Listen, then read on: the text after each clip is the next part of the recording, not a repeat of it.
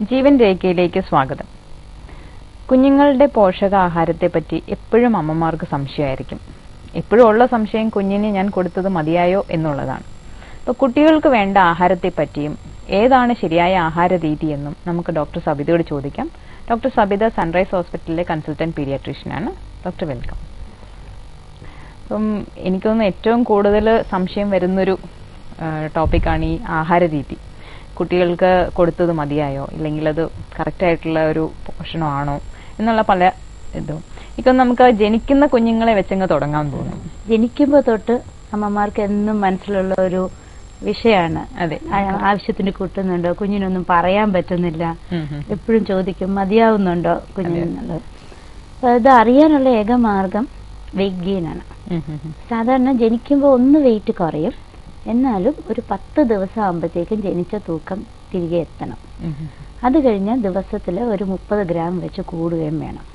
അപ്പോൾ ഈ കുഞ്ഞ് ഒരു ആദ്യത്തെ കുത്തിവയ്പ്പ് 45 ദിവസം ആകുമ്പോഴത്തേക്കും വരുമ്പം ഏറ്റവും കുറഞ്ഞത് 1 കിലോ എങ്കിലും കൂടണം. ഉദാഹരണത്തിന് 3 കിലോ ഉള്ള ഒരു കുഞ്ഞ് 4 കിലോ ആയിട്ട് വന്നാൽ കുഴപ്പമില്ല. അപ്പോൾ ഇത് വെയിറ്റ് ഗെയിൻ അസസ് ചെയ്യുന്നത് തന്നെയാണ് പാകത്തിന് കുഞ്ഞിന് പാല് കിട്ടുന്നുണ്ടോ എന്നുള്ളത് അറിയാൻ പറ്റുന്നത്. പിന്നെ ചെറിയ രീതിയിൽ അവർ സുഖമായിട്ട് ഉറങ്ങുന്നുണ്ടോ, ദിവസം ഒരു 8 തവണ മേളിൽ മൂത്രം ഒഴിക്കുന്നുണ്ടോ, അതുപോലെ തന്നെ ആ കറുത്ത മഷി മാറി ഒരു 5 ദിവസം 6 ദിവസം ആകുമ്പോഴത്തേക്കും മഞ്ഞ നിറം ആവുകയാണെങ്കിൽ ഒരുവിധം കുഞ്ഞിന് പാല് കിട്ടുന്നുണ്ടെന്നുള്ളത് നമുക്ക് പറയാൻ സാധിക്കും. ഈ ആദ്യത്തെ ഡെലിവറി കഴിഞ്ഞ് ആദ്യത്തെ 1-2 ദിവസം പലപ്പോഴും അമ്മമാർക്ക് പാല് കുറവാന്ന് കംപ്ലൈന്റ് ചെയ്യാറുണ്ട്. പക്ഷേ അത് മീൻസ് ഇനീഷ്യലി കുറച്ച് കുറവായിരിക്കും താനല്ലോ. അപ്പൊ ഈ കുട്ടികളെ എങ്ങനെയാണ് നമ്മൾ മനസ്സിലാക്കുന്നത് ഇപ്പം കുഞ്ഞിന് ആവശ്യത്തിന് പാല് ഉണ്ടോ ഇല്ലയോ എന്നുള്ളത്? ഈ സമയത്ത് കുഞ്ഞുങ്ങളുടെ യൂഷ്വലി കൊളസ്ട്രോൾ നല്ല തിക്കായതുകൊണ്ട് അതൊരു 10-15 ml കിട്ടിയാൽ തന്നെ ധാരാളമായിരിക്കും. പക്ഷെ ഈ അവസരത്തിൽ നമ്മൾ കറക്റ്റായിട്ട് മോണിറ്റർ തന്നെ വേണം. അധികമായിട്ട് കരച്ചിലുണ്ടെങ്കിൽ, അല്ലെങ്കിൽ കൂടുതൽ നേരം മയങ്ങിക്കിടക്കുന്നുണ്ടെങ്കിൽ, ഒരു 2 മണിക്കൂർ കൂടുമ്പോൾ എഴുന്നേറ്റ് പാല് കുടിച്ചു സുഖമായിട്ട് ഉറങ്ങി അങ്ങനെ കാണുകയാണെങ്കിൽ കുഴപ്പമില്ല. അതേസമയം നിർത്താതെ കരഞ്ഞു പാല് കുടിക്കണം കാണിക്കുന്നു, കൈ ചെയ്യുന്നു, മതിയാവുന്നില്ല, അങ്ങനെയൊക്കെ ഉണ്ടെന്നുണ്ടെങ്കിൽ ചിലപ്പോൾ ആദ്യത്തെ 1-2 ദിവസം ഇച്ചിരി സപ്പോർട്ട് ചെയ്ത് കൊടുക്കേണ്ടി വരാം. എക്സ്ട്രാ ഫീഡ്സ് കൊടുക്കേണ്ടി വരാം. പ്രത്യേകിച്ച് വെയിറ്റ് കുറവുള്ള കുട്ടികളും വെയിറ്റ് അധികമുള്ള കുട്ടികളും. അപ്പം വെയിറ്റ് കൂടുതലുള്ള കുഞ്ഞ് വയറ്റിൻ്റെ അകത്തിരുന്ന് ധാരാളം കിട്ടി ശീലിച്ച ഒരു കുഞ്ഞാണ്. പുറത്തിങ്ങ് വരുമ്പോൾ പെട്ടെന്ന് കിട്ടാണ്ടായി കഴിഞ്ഞാൽ ആ ഇൻസുലിൻ അതായിട്ട് അഡ്ജസ്റ്റഡ് ആവില്ല. അപ്പൊ ഇവരെയൊക്കെ നമ്മൾ ക്ലോസ് ആയിട്ട് മോണിറ്റർ ചെയ്യുക, അല്ലെങ്കിൽ ഇടയ്ക്ക് ബ്ലഡ് ഷുഗർ ഒന്ന് നോക്കേണ്ട ആവശ്യമുണ്ട്. മറ്റു കുഞ്ഞുങ്ങളാണെങ്കിൽ ഒരു 3 മണിക്കൂറൊക്കെ കഴിയുമ്പോഴെങ്കിലും മിനിമം എഴുന്നേറ്റ് പാല് കുടിച്ചിട്ട് ഉറങ്ങണം. കൂടുതൽ നേരം മയങ്ങിക്കിടക്കുക, അല്ലെങ്കിൽ അധികമായിട്ട് കരഞ്ഞുകൊണ്ടിരിക്കുക, ഇതൊക്കെ ഉണ്ടെന്നുണ്ടെങ്കിൽ ഒന്ന് ശ്രദ്ധിക്കേണ്ടതുണ്ട്. പിന്നെ വരുന്നൊരു സംശയം, കുഞ്ഞ് സക്ക് ചെയ്യുന്നില്ല എന്നൊരു കംപ്ലൈന്റ് പറയാറുണ്ട്. അതായത് ചിലപ്പം 2 മണിക്കൂർ ഇടവിട്ട് നമ്മൾ ഫീഡ് ചെയ്യണമെന്ന് പറഞ്ഞാലും പറയും ഡോക്ടറെ കൊച്ചു ഉറങ്ങുകയാണല്ലോ, വിളിച്ചെണീപ്പിച്ച് കൊടുക്കണോ, അങ്ങനെ ഒരു സംശയം വരാറുണ്ട്. അപ്പൊ അങ്ങനെയുള്ള സാഹചര്യങ്ങളിൽ എന്താണ് ചെയ്യുന്നത്? തുടക്കത്തിൽ ആദ്യത്തെ ഒരു 2 ആഴ്ച 3 ആഴ്ച നമ്മൾ എഴുന്നേൽപ്പിച്ച് പാല് കുടിപ്പിക്കുക തന്നെ വേണം. കുറച്ചും കൂടെ വലുതാവും തവണ അവരൊരു പാറ്റേണിലേക്ക് വീഴും. അപ്പോൾ കുറച്ചൊന്ന് അഡ്ജസ്റ്റഡ് ആയി കഴിയുമ്പോൾ ഡിമാൻഡ് ഫീഡിങ്, അതായത് കരയുമ്പോൾ കൊടുത്താലും മതി. പക്ഷെ എപ്പോഴാണെങ്കിലും നമ്മൾ വെയിറ്റ് ഒരു മോണിറ്ററിങ് വേണം. ഇത് മാത്രം ചെയ്താൽ മതി, അത് അറിയാം. ചില കുഞ്ഞുങ്ങളെ നമ്മളൊന്ന് ഉണർത്തി കൊടുക്കേണ്ടി വരും. കാരണം ഷുഗർ കുറഞ്ഞ് മയങ്ങി കിടക്കുന്ന കുഞ്ഞങ്ങ് മയങ്ങി കിടക്കും. നമ്മൾ എഴുന്നേൽപ്പിച്ചില്ലെങ്കിൽ അവര് ഡൗൺ ആയി പോകും. അപ്പൊ അതുകൊണ്ട് ഡിമാൻഡ് ഫീഡിങ് നമുക്ക് ജനിക്കുമ്പോഴേ തുടങ്ങാൻ സാധിക്കില്ല. അന്നേരം ഒരു 2 മണിക്കൂർ കൂടുമ്പോൾ നമ്മളൊന്ന് എഴുന്നേൽപ്പിച്ച് ശീലിപ്പിച്ചു കഴിഞ്ഞാൽ പതുക്കെ 2 ആഴ്ചയാകുമ്പോഴത്തേക്കും കുഞ്ഞുങ്ങൾ ആ നേരം ആകുമ്പോൾ എഴുന്നേറ്റ് പാല് കുടിച്ചോളൂ. പണ്ടത്തെ അമ്മമാർക്ക് ഇത്രയും പ്രശ്നങ്ങൾ ഉണ്ടായിരുന്നില്ല എന്ന് തോന്നുന്നു ഈ ബ്രസ്റ്റ് ഫീഡിങ്ങിനെ പറ്റി. ഇപ്പം ഡെലിവറി കഴിഞ്ഞ് കഴിഞ്ഞാൽ ബാക്കിയുള്ള പ്രശ്നങ്ങളെക്കാൾ ഏറ്റവും കൂടുതൽ പ്രോബ്ലം ബ്രസ്റ്റ് ഫീഡിങ്ങിനെ പറ്റിയാണ്. ഫീഡ് ചെയ്യുന്നത് ശരിയാവുന്നില്ല, അല്ലെങ്കിൽ ക്രാക്ക് നിപ്പിൾസ്, അല്ലെങ്കിൽ കൊച്ചു കുടിക്കുന്നില്ല, എപ്പോഴും കംപ്ലൈൻറ്റ്സ് ആണ്. അപ്പോൾ അത് ശരിയായിട്ടുള്ളൊരു ബ്രസ്റ്റ് ഫീഡിങ് എന്ന് പറയുമ്പോൾ നമ്മളത് നേരത്തെ തന്നെ പേഷ്യന്റിനെ എഡ്യൂക്കേറ്റ് ചെയ്യേണ്ടതായിട്ട് വരാറുണ്ട്. ഇപ്പൊ ശരിക്കും പറഞ്ഞാൽ വീഡിയോ ക്ലിപ്പിംഗ്സ് ഒക്കെ അവൈലബിൾ ആണ് യൂട്യൂബിലൊക്കെ. അതൊക്കെ ഒന്ന് കണ്ടിരിക്കുന്നതും നല്ലതാണ്. പക്ഷെ മനസ്സിലാക്കേണ്ടത് കുഞ്ഞിന്റെ നിപ്പിള് വാരി ചെല്ലുകയാണ് പലപ്പോഴും ഉണ്ടാകുന്നത്. അതായത് ഇതിന് ചുറ്റുമുള്ള ബ്ലാക്ക് ഏരിയ ഉണ്ടല്ലോ, ഏരിയോള എന്ന് പറയുന്നത്, ഏരിയോളയും കൂടെ ഫുള്ളായിട്ട് വായിൽ ചെന്നെങ്കിലേ കറക്റ്റായിട്ട് പാല് കിട്ടുള്ളൂ. ഇപ്പൊ ഉദാഹരണത്തിന് നമ്മളൊരു കുപ്പിയാണ് ഉപയോഗിക്കുന്നതെങ്കിൽ കുപ്പിയുടെ അറ്റം മാത്രം വായിൽ ചെന്ന ഓരോ ഡ്രോപ്പ് പാലേ കിട്ടുള്ളൂ. ആ ഫുൾ നിപ്പിള് വായിൽ ചെന്നെങ്കിലേ കറക്റ്റായിട്ട് കിട്ടുള്ളൂ. അപ്പൊ ഇത് തന്നെയാണ് ഇതിൽ മനസ്സിലാക്കാൻ പറ്റുന്ന ഒരു രീതി എന്ന് വെച്ചാൽ അമ്മമാർക്ക് വേദന ഉണ്ടാവരുത്. പാല് കുടിക്കുമ്പോൾ വേദന ഉണ്ടെങ്കിൽ അത് ഫുള്ളി വായിക്കകത്ത് കയറിയിട്ടില്ല എന്നർത്ഥം. അതിൻ്റെ അറ്റം മാത്രമേ കയറിയിട്ടുള്ളൂ. അപ്പോൾ അത് ക്രാക്ക് നിപ്പിൾ ഉണ്ടാക്കും, പ്രശ്നം വഷളാക്കും. അതേസമയം ഫുൾ ഏരിയോളം വായിൽ കയറ്റി, ഇപ്പം ഞാൻ പലതവണ ഇരുന്ന് ശരിക്കും വെച്ച് കൊടുക്കുമ്പോൾ ഒരു മാസമൊക്കെ പ്രായമുള്ള കുഞ്ഞുങ്ങളെ കൊണ്ട് വരുമ്പോൾ പറയും ഇപ്പം വേദനയില്ല എന്നറിയാം. അപ്പോൾ ഇത്രയും നാൾ അവരത് സഹിച്ച് കൊടുക്കുകയാണ്, കുഞ്ഞിനും കിട്ടില്ല. അപ്പോൾ കുഞ്ഞ് കരഞ്ഞുകൊണ്ടിരിക്കും, വാശി കൂടും. അതൊരു അഡ്ജസ്റ്റ്മെന്റ് പ്രോബ്ലമാണ്. ശരിക്കും നമ്മുടെ സൈഡിൽ നിന്ന് ഡോക്ടേഴ്സും നഴ്സസും ആ കറക്റ്റ് പൊസിഷൻ ഒന്ന് പറഞ്ഞു കൊടുക്കാനും ലാച്ച് ചെയ്യാനും ഒരുപാട് ഹെൽപ്പ് ചെയ്യേണ്ടതുണ്ട്. മൊത്തം കറുത്ത ഭാഗം മുഴുവൻ വായിൽ കയറാൻ ശ്രദ്ധിക്കണം. ഈ ഫീഡിങ് പ്രോബ്ലംസ് ഇനീഷ്യലി ഉണ്ടാവും, അത് കഴിയുമ്പോൾ അത് ശരിയാവുകയും ചെയ്യും. അപ്പോൾ ഈ ബ്രസ്റ്റ് ഫീഡിങ്ങിനെ സംബന്ധിച്ചിടത്തോളം എത്ര കാലം എക്സ്ക്ലൂസീവ് ബ്രസ്റ്റ് ഫീഡിംഗ് ആയിരിക്കണം? അഡിക്വേറ്റ് വെയിറ്റ് ഗെയിൻ ഉള്ള ഒരു കുഞ്ഞിന് 6 മാസം വരെ മറ്റൊന്നും ആവശ്യമില്ല. ഈവൻ ഈ തുള്ളിമരുന്നുകൾ പോലും ഇപ്പോൾ കൊടുക്കണ്ട എന്നുള്ളതാണ്. വലുതാവട്ടെ 6 മാസമായിട്ട് തുടങ്ങിയാൽ മതി. പക്ഷേ മാസം തികയാത്ത കുഞ്ഞുങ്ങൾ, വെയിറ്റ് കുറവുള്ള കുഞ്ഞുങ്ങൾക്കൊക്കെ അയൺ സപ്ലിമെന്റ് ഒക്കെ നമുക്ക് കുറച്ചുകൂടെ നേരത്തെ തുടങ്ങേണ്ടി വരും. 3 മാസമൊക്കെ ആകുമ്പോൾ തുടങ്ങേണ്ടി വരും. മറ്റുള്ളവർക്കെല്ലാം വെയിറ്റ് ഗെയിൻ എന്ന് പറയുമ്പോൾ തുടക്കത്തിൽ ഒരു 30 ഗ്രാം വെച്ച് ദിവസേന കൂടണം. ഒരു 4 മാസം കഴിയുമ്പോഴത്തേക്ക് 20 ഗ്രാം വെച്ചിട്ട് കൂടണം. അപ്പം വെയിറ്റ് പാകത്തിന് കൂടുന്നുണ്ടെങ്കിൽ നമ്മൾ മറ്റ് സപ്ലിമെന്റ്സ് ഒന്നും വേണ്ട.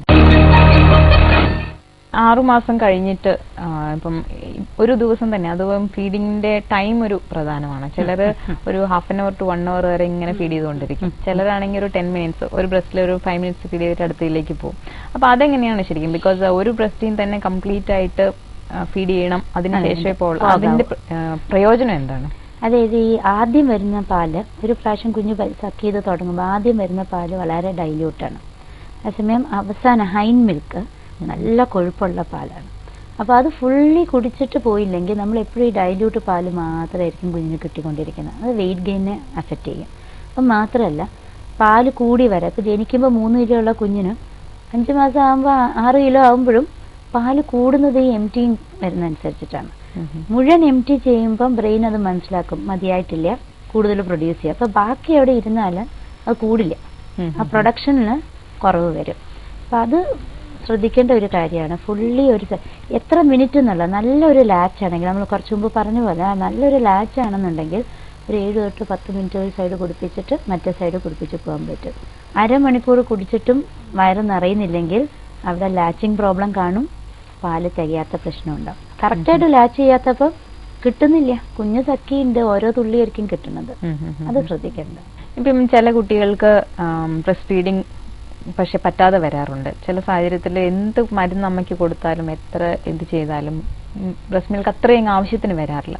ഇങ്ങനെയുള്ള സാഹചര്യങ്ങളിൽ ഈ 6 മന്ത്സിന് മുമ്പുള്ള കുട്ടികൾക്ക് എന്തായിരിക്കും എക്സ്ട്രാ ഫീഡായിട്ട് കൊടുക്കുന്നത്?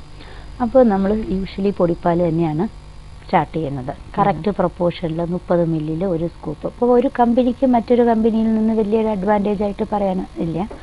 എല്ലാം ഒരുവിധം ഏതാണെങ്കിലും വലിയ കുഴപ്പമില്ല, നമ്മുടെ കൺവീനിയൻസ് അനുസരിച്ച് ഉപയോഗിച്ചാൽ മതി. പക്ഷെ കറക്റ്റ് പ്രൊപ്പോർഷനിൽ കൂടുതൽ ഡൈല്യൂട്ട് ചെയ്യരുത്. അപ്പോൾ അവസാനം കുഞ്ഞിൻ്റെ വെയിറ്റ് ഗെയിൻ പിന്നെ അഫക്റ്റഡ്. അപ്പോൾ 30 മില്ലി വെള്ളത്തിന് ഒരു സ്കൂപ്പ് എന്നുള്ള കണക്കിന് തന്നെ പ്രിപ്പയർ ചെയ്ത് കൊടുക്കാൻ ശ്രദ്ധിക്കേണ്ടതുണ്ട്.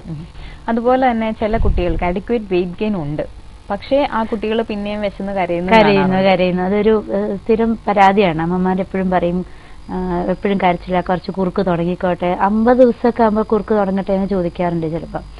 അപ്പോൾ ഈ 3 മാസം വരെ എന്തായാലും ആവശ്യമില്ല. അത് കഴിഞ്ഞിട്ട് വിശപ്പ് ഒരു പ്രശ്നമായിട്ടും, പക്ഷെ വെയിറ്റ് നല്ലപോലെ ഉള്ള കുഞ്ഞുങ്ങളാണെങ്കിൽ എന്തെങ്കിലും ജ്യൂസ് തുടങ്ങാം. വല്ല ചെറുപഴം കൊടുത്തു തുടങ്ങാം, മിക്സിയിൽ അടിച്ച് ജ്യൂസ് പോലെ ആക്കി. അപ്പോൾ വെയിറ്റ് അധികം വെക്കില്ല, അല്ലെങ്കിൽ ഓവർ വെയിറ്റിലേക്ക് പോകും. അപ്പോൾ ജസ്റ്റ് ഒന്ന് കുഞ്ഞുങ്ങൾക്ക് ഒരു ആശ്വാസത്തിന് ഒന്ന് സപ്ലിമെന്റ് ചെയ്യുകയും ചെയ്യാം. എന്നാൽ ഏറ്റവും നല്ലത് എപ്പോഴും മുലപ്പാൽ തന്നെ 6 മാസം. നമ്മൾ മറ്റൊരു ആഹാരം ഇൻട്രൊഡ്യൂസ് ചെയ്യുമ്പോഴാണ് വയറിളക്കമൊക്കെ വരാനുള്ള ചാൻസ്. അപ്പം ബ്രസ്റ്റ് മിൽക്ക് എപ്പോഴും സ്റ്റെറൈൽ 6 മാസം വരെ. അപ്പോൾ അവരെ വയറിളക്കം വരാതെ കൊണ്ടുപോകാൻ നമുക്ക് സാധിക്കും. അത് കഴിഞ്ഞ് പിന്നെ കഴിച്ചു തുടങ്ങുമ്പോൾ വയറിളക്കം വരാം എന്നുള്ളതേ ഉള്ളൂ. പിന്നെ ഉള്ള ഒരു ഇതെന്ന് വെച്ചാൽ ഇപ്പം മിക്കവരും വർക്കിംഗ് വുമൻസ് ആണല്ലോ. അപ്പോൾ ഈ ഒരു മെറ്റേണിറ്റി ലീവ് ഡെഫിനറ്റ്ലി ഫസ്റ്റ് 3 മന്ത്സിൽ കൂടുതൽ ഇപ്പം അങ്ങനെ അധികം കിട്ടാറില്ല. അപ്പോൾ അങ്ങനെയുള്ളവരിൽ ഈ 6 മന്ത്സ് എങ്ങനെ എക്സ്ക്ലൂസീവ് ബ്രസ്റ്റ് ഫീഡിങ് പറ്റും? അപ്പോൾ ഈ എക്സ്പ്രസ് ബ്രസ്റ്റ് മിൽക്ക് എങ്ങനെയാണ് അവർ സൂക്ഷിച്ച് വെക്കേണ്ടത് എന്നുള്ളതിനെ പറ്റി ഒന്ന് പറയാം. ഈ എക്സ്പ്രസ് ബ്രസ്റ്റ് മിൽക്ക് ധാരാളം പാലുള്ള അമ്മമാർക്ക് ഈ പാല് ബ്രസ്റ്റ് പമ്പ് വല്ലതും ഉപയോഗിച്ച് കറന്നെടുത്ത് ബോട്ടിലാക്കി വെച്ചിട്ട് പോവാം. ഒരു 4 hours വരെ പുറത്തിരുന്നാലും അതിന് കേടുവരില്ല. 24 hours റെഫ്രിജറേഷൻ ചെയ്താലും കേടുവരില്ല. അപ്പം നമുക്ക് കൊടുക്കുന്നതിന് ഒരു അരമണിക്കൂർ മുമ്പ് പുറത്ത് വെച്ച് അതിൻ്റെ ടെമ്പറേച്ചർ റൂം ടെമ്പറേച്ചർ ആക്കിയിട്ട് കൊടുത്താൽ മതി ആവശ്യത്തിനെടുത്ത്. പിന്നെ മിക്കവാറും എല്ലാവർക്കും ചിലപ്പോൾ ഉച്ചയ്ക്കൊന്ന് വരാനോ നമുക്ക് സാധിക്കുകയാണെന്നുണ്ടെങ്കിൽ ഇതിൻ്റെ അഡ്വാൻറ്റേജ് വെച്ചാൽ ബ്രസ്റ്റ് മിൽക്ക് തന്നെ കൊടുക്കുകയും ചെയ്യും. നല്ല കുറഞ്ഞു പോകും. കുടിക്കാതെ വരുമ്പോഴത്തേക്കും പാലും കുറഞ്ഞു പോകും. ഇപ്പം ഈ 6 monthsന് ശേഷം ഇപ്പം ബ്രസ്റ്റ് മിൽക്ക് പയ്യൊന്ന് ചെറുതായിട്ട് നമ്മൾ മറ്റു ഫുഡ് സ്റ്റാർട്ട് ചെയ്ത് തുടങ്ങും. അപ്പം എന്തൊക്കെയായിരിക്കും ഇനീഷ്യലി കൊടുക്കുന്നത്? എപ്പോഴും ഹോം മെയ്ഡ് സാധനം പറ്റുന്നുണ്ടെന്നുണ്ടെങ്കിൽ നല്ലത് തന്നെയാണ്. പിന്നെ നമ്മൾ തിരക്ക് കൂടുമ്പോൾ സമയമില്ലാതെ വരെ ഇത് ഉണ്ടാക്കാനുള്ള ബുദ്ധിമുട്ടൊക്കെ വരുമ്പോഴാണ് മറ്റ് ടിൻ ഫുഡ്സിലേക്ക് പോകുന്നത്. അപ്പോൾ ടിൻ ഫുഡിന് ദോഷം എന്ന് പറയാനില്ല, പക്ഷേ ഇക്കണോമിക്കലി നമ്മൾ നോക്കുകയാണെങ്കിൽ നമ്മൾ വീട്ടിലുണ്ടാക്കുന്ന പണ്ട് ഇതിന് കൂരകകളെക്കാട്ടിലും വലിയൊരു അഡ്വാൻറ്റേജ് കൂടുതലായിട്ടൊന്നും ടിൻ ഫുഡ്സിനില്ല. നമ്മുടെ സൗകര്യം എന്നുള്ളൊരു ഫാക്ടർ മാത്രമേ അതിൽ വരുന്നുള്ളൂ. പിന്നെ തുടങ്ങുമ്പോഴും ആദ്യം ഈ കുറുക്ക് ഒരിക്കലും ലിക്വിഡ് ഫോം ആവരുത്. കുറുക്കുണ്ടാക്കിയിട്ട് പാല് കുപ്പിയിലാക്കിയിട്ട് കൊടുക്കരുത്. അത് തിക്കായിട്ട് സെമി സോളിഡ് സ്പൂണിൽ കോരിയ ജാമിന്റെ ഒരു കൺസിസ്റ്റൻസിയിൽ തന്നെ കൊടുക്കണം. അതുപോലെ കുറുക്കിൽ അതൊരു ഇൻ ബിറ്റ്വീൻ ഇതാണ്, ലിക്വിഡിൽ നിന്ന് സെമി സോളിഡ്. അപ്പൊ നമ്മൾ ഈ കൂരവിൽ തന്നെ ഇരിക്കേണ്ട കാര്യമില്ല. 2-3 ആഴ്ച ഭക്ഷണം ഒന്ന് ഇറക്കി പഠിക്കുമ്പോൾ തൊട്ട് തന്നെ തരി കൊടുത്തു തുടങ്ങണം. പണ്ട് കാലത്തെ ടിൻ ഫുഡ്സിൽ വെച്ചിട്ട് ഇപ്പോൾ ഡിഫറൻസ് ആ പീസ് പാർട്ടികൾ അച്ചു വലുതാകുമ്പോൾ തരി വരുമ്പോൾ ഇവർ ഓക്കാനിക്കും. അതുപോലെ കണ്ടുവരുന്നതാണ്. ചോറൊക്കെ മിക്സിയിൽ അടിച്ചിട്ട് കൊടുക്കും. ഈ കുഞ്ഞുങ്ങൾ പിൻകാലത്ത് പ്രശ്നം ഉണ്ടാക്കും. എന്ന് വെച്ചാൽ അവർ ചെറിയൊരു തരി തൊണ്ടേ തടഞ്ഞാൽ അവർ ഓക്കാനിക്കും.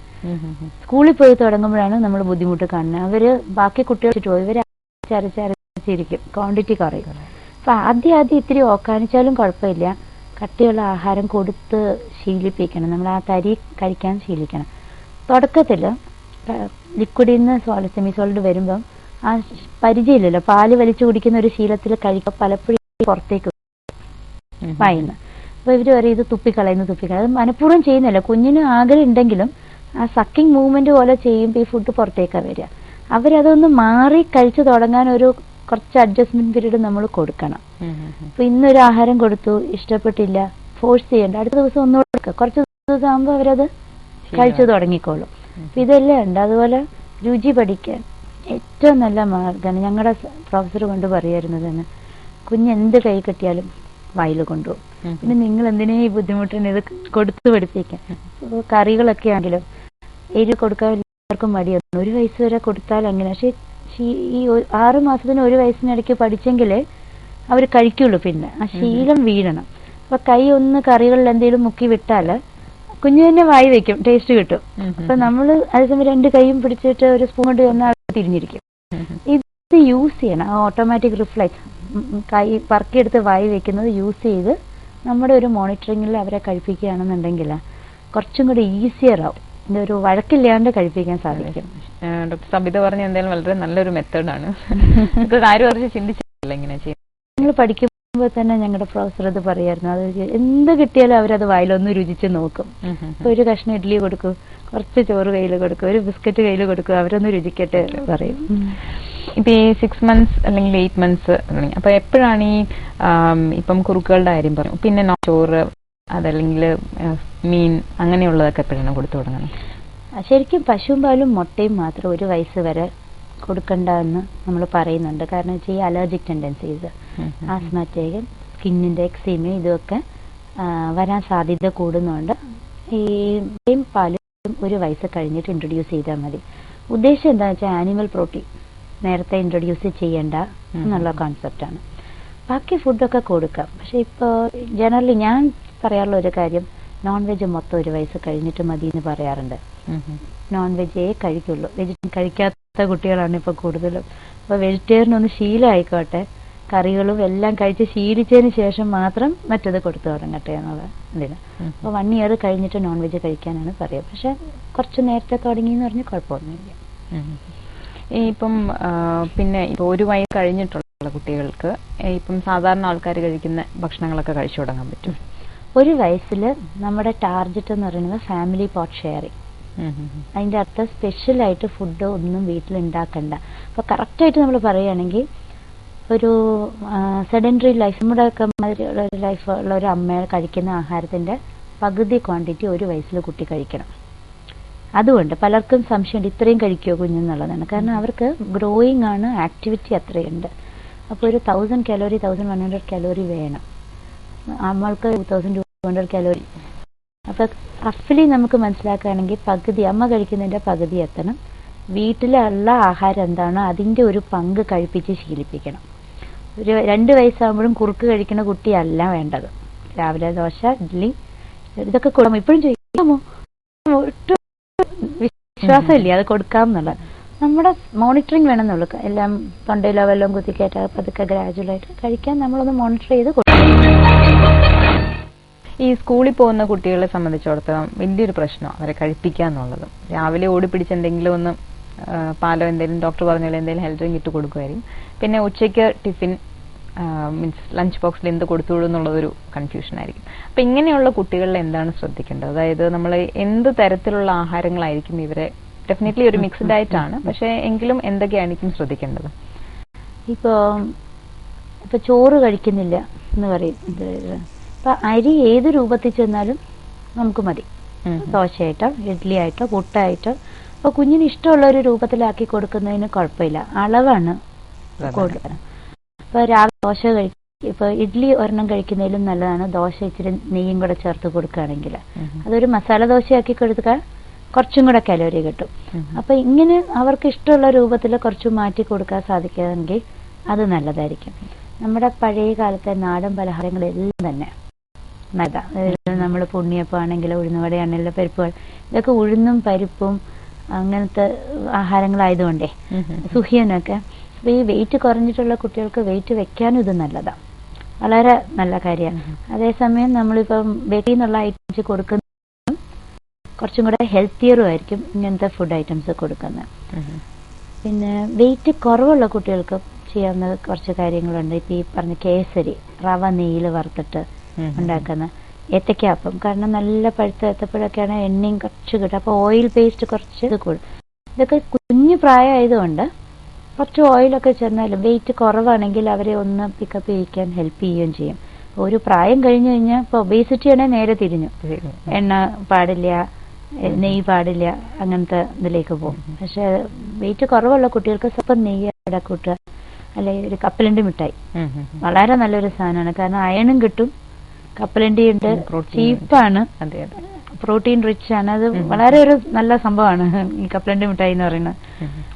ഇപ്പൊ ഡോക്ടർ മെലിഞ്ഞ കുട്ടികളുടെ കാര്യം പറഞ്ഞു, പക്ഷെ ഇപ്പൊ എനിക്ക് എല്ലാവരും ഫേസ് ചെയ്യുന്ന പ്രോബ്ലം ആണ് ചൈൽഡ്ഹുഡ് ഒബേസിറ്റി. അപ്പം പ്രത്യേകിച്ചും ഫാസ്റ്റ് ഫുഡിന്റെ കാലഘട്ടം ആയതുകൊണ്ട് കുട്ടികൾക്ക് ബർഗർ, നൂഡിൽസിന് അഡിക്റ്റ് ആയ കുട്ടികളെ ഞാൻ കണ്ടിട്ടുണ്ട്. അപ്പം ഇങ്ങനെയുള്ള സാഹചര്യം, അതായത് ഈ നൂഡിൽസ് കഴിക്കുക, അതുപോലെ ഫ്രൈഡ് ചിക്കൻ, ഇങ്ങനത്തെയൊക്കെ ഹാബിറ്റ് ഉള്ള കുട്ടികൾ, അത് ശരീരത്തിന് അവർക്ക് ശരിയായ പോഷകം കിട്ടാറുണ്ടോ? പോഷകം ഒബീസിറ്റിയും വരും. ഒബീസിറ്റി അണ്ടർ ന്യൂട്രീഷൻ പോലെ തന്നെ ഒരു പ്രോബ്ലം ഉള്ള കണ്ടീഷനാണ്. നമുക്ക് പൊതുവെ കുറച്ച് തടി വെച്ചിരിക്കുന്നതാണ് എല്ലാവർക്കും ഇഷ്ടം. ഇപ്പം ഒ.പിയിൽ വരികയാണെങ്കിലും മിക്കവാറും ആവറേജ് സൈസുള്ള കുഞ്ഞുങ്ങളെല്ലാവരും മെലിഞ്ഞ കുട്ടിയാണെന്ന് പരാതി കേട്ട് വിഷമിച്ചു വരുന്ന പേരൻസ് ആണ്. കുഞ്ഞ് മെലിഞ്ഞിട്ടാണ്. അപ്പൊ നമ്മൾ കുഴപ്പമില്ല, ആവശ്യത്തിന് വെയിറ്റ് ഉണ്ട്. അപ്പൊ ഈ ഒബീസിറ്റിയിലേക്ക് പോകുമ്പോൾ ഉള്ളൊരു പ്രശ്നം എന്ന് പറയുന്നത് ഹൈപ്പർ ടെൻഷനും ഡയബറ്റീസും വളരെ നേരത്തെ തുടങ്ങാൻ സാധ്യതയുണ്ട്. അതുകൊണ്ട് ഒബീസിറ്റി ഒരിക്കലും ഒരു നല്ല ലക്ഷണമല്ല, അത് രോഗം പോലെ തന്നെയാണ്. അത് പ്രിവെന്റ് ചെയ്യേണ്ട ഒരു സംഭവമാണ്.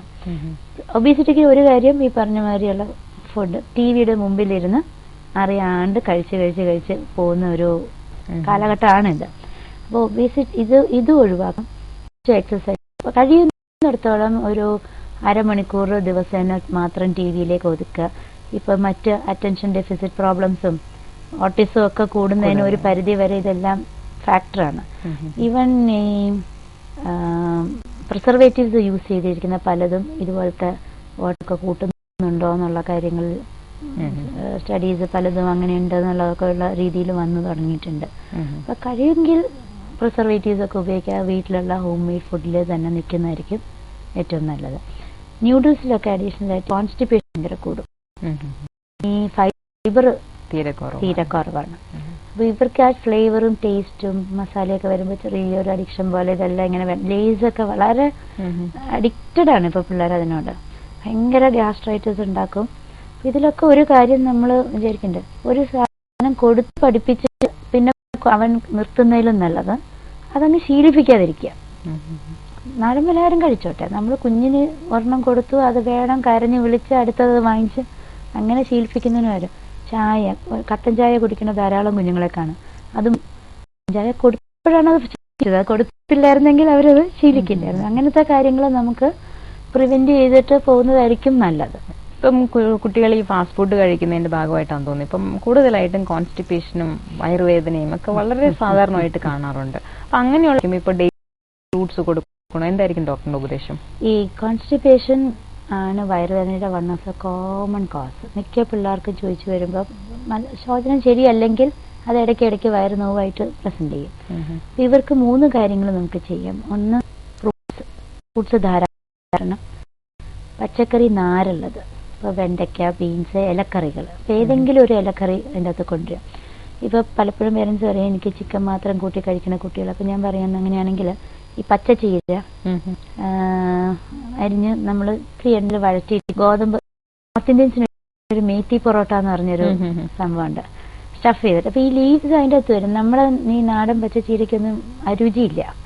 അത് ചപ്പാത്തിയിൽ ഇട്ടിട്ട് അവർ ഇത്തിരി ചിക്കൻ കൂട്ടി കഴിച്ചാൽ ഫൈബറുമായി ആ രീതിയിൽ ചെയ്യാം. പിന്നെ ഗീ ആൻഡ് ബട്ടർ കുറച്ചൊക്കെ ഫ്രൂട്ട്സിലാണെങ്കിലും ഒരു ഷേക്ക് ഉണ്ടാക്കി കൊടുക്കാം. ഫ്രൂട്ടിൻ്റെ പാളയംകുടം പഴവെല്ലാം ഇട്ടിട്ട് ഷേക്ക് ഉണ്ടാക്കി കൊടുക്കുക. അതൊക്കെ ചെയ്യുമ്പോൾ മോഷൻ ശരിക്കും പോകും. അതിൻ്റെ കൂട്ടത്തിൽ ഹാബിറ്റും ഡെയിലി എന്തെങ്കിലും കഴിച്ചു കഴിയുമ്പോൾ കുറച്ച് നേരം ഒന്ന് ഇരുത്തി മോഷൻ പാസ് ചെയ്യാനൊന്ന് ട്രെയിൻ കൊടുക്കേണ്ടത്. ഈ ശോചനത്തിൻ്റെ വേദന മാത്രമല്ല പ്രശ്നം, കാലക്രമേണ കുടലിൻ്റെ ക്യാൻസറും ഒക്കെ വരാൻ സാധ്യതയുണ്ട് കോൺസ്റ്റിപ്പേഷനുള്ളവർക്ക് എന്നുള്ളത് നമ്മൾ അറിയണം. അതുകൊണ്ട് വെജിറ്റേറിയൻ ഡയറ്റിന് ഒരുപാട് ഇമ്പോർട്ടൻസ് പറയേണ്ട ഒരു കാലമാണിത്. ഇപ്പോഴത്തെ കുട്ടികൾ കൂടുതലും ടി വി മുമ്പിലിരിക്കുക, പിന്നെ മീൻസ് എല്ലാം ന്യൂക്ലിയസ് ഫാമിലി ആയതുകൊണ്ട് കളിക്കാനുള്ള സാഹചര്യം കുറഞ്ഞു വരികയാണ്. അപ്പൊ ഇങ്ങനെയുള്ളവർക്ക് ഈ വൈറ്റമിൻ ഡി ഡെഫിഷ്യൻ, കാരണം സൺ എക്സ്പോഷർ കുറയുന്നുണ്ട്. അപ്പൊ ഈ കുട്ടികൾക്ക് എന്തെങ്കിലും അഡീഷണൽ ആയിട്ട് നമ്മൾ കാൽഷ്യം ടാബ്ലറ്റോ വൈറ്റമിൻ ടാബ്ലറ്റോ എന്തെങ്കിലും വരാറുണ്ട്? അതായത് 10 വർഷത്തെക്കാട്ടിലും മുമ്പത്തെ അപേക്ഷിച്ച് കൂടുതൽ ഈ വൈറ്റമിൻ ഡിയുടെ പ്രശ്നങ്ങൾ ഇപ്പം ഞങ്ങൾ കാണുന്നുണ്ട്. കുട്ടികളെ നമ്മൾ ഡയഗ്നോസ് ചെയ്യുന്നുണ്ട് ഈ വൈറ്റമിൻ ഡി റിക്കറ്റ്സ് എന്ന് പറഞ്ഞിട്ട്. അപ്പോൾ ഇതിലൊരു പ്രധാന കാരണം ഒന്ന്, നമുക്ക് ഇപ്പോൾ വെയിൽ കൊള്ളരുത്, വെങ്ങരുത് എന്നാണ് കോൺസെപ്റ്റ്. വെയിലത്തിറങ്ങരുത്. അതെ, ഇതിൻ്റെ ഈ വൈറ്റമിൻ ഡി നമ്മുടെ ബോഡിയിൽ സ്കിന്നിൽ നിന്നാണ് സിന്തസൈസ് ചെയ്യുന്നത്. അതിന് സൂര്യപ്രകാശം വേണം. അത് 10 മണിക്കും 3 മണിക്കും ഇടയ്ക്കുള്ള വെയിലാണ് വേണ്ടത്. ഒരു ദിവസം ഒരു 10 മിനിറ്റ് മതി. പക്ഷേ ആ 10 മിനിറ്റ് ദിവസം നിത്യേന കിട്ടുകയാണെങ്കിൽ വൈറ്റമിൻ ഡി കിട്ടുകയും ഈ കാൽഷ്യം അബ്സോർപ്ഷൻ പ്രോപ്പറായിട്ട് നടക്കുകയും ചെയ്യും. ഇനി ഇത് പറ്റാത്തടത്ത് കാൽഷ്യം സപ്ലിമെന്റേഷൻ ആവശ്യമാണ് വിത്ത് വൈറ്റമിൻ ഡി. സിറപ്പായിട്ടും ടാബ്ലറ്റും അവൈലബിൾ ആണ്. പക്ഷെ പണ്ട് ഉച്ചയ്ക്ക് ഒന്ന് കളിക്കാനൊക്കെ പറ്റുന്ന ഒരു കുട്ടിയാണെങ്കിൽ ഇത് വരില്ല. ഇപ്പൊ ഈ ഇതുണ്ട്, ആ പർദ്ദ ഉപയോഗിച്ച് തുടങ്ങുമ്പോഴും കുഞ്ഞുങ്ങൾക്ക് അതിന്റെ വൈറ്റമിൻ ഡെഫിഷ്യൻസി ഉണ്ട്. കാരണം അമ്മയ്ക്കും കിട്ടുന്നില്ലല്ലോ. സൺബാൻ, നമ്മൾ സ്ക്രീൻസ് വെളുക്കാൻ വേണ്ടി എല്ലാവരും ഇപ്പം സൺ സ്ക്രീനിലൊക്കെ ഉപയോഗിക്കുന്നുണ്ട്. ഈ അഡ്വാൻറ്റേജസ് ഒക്കെ കുറയുന്നുണ്ട്. അപ്പൊ അങ്ങനെ വരികയാണെന്നുണ്ടെങ്കിൽ സപ്ലിമെന്റ് ചെയ്യേണ്ടി വരും. ഡോക്ടർ സബിതയുടെ അഭിപ്രായത്തിൽ ഒരു കുട്ടി ജനിക്കുമ്പോൾ തൊട്ട് എത്രത്തോളം വെയിറ്റ് ആയിരിക്കണം? അതായത് പലർക്കും സംശയമാണ്, 1 വയസ്സിൽ എത്ര വെയിറ്റ് വേണം, 5 വയസ്സിൽ എത്ര വെയിറ്റ് വേണം?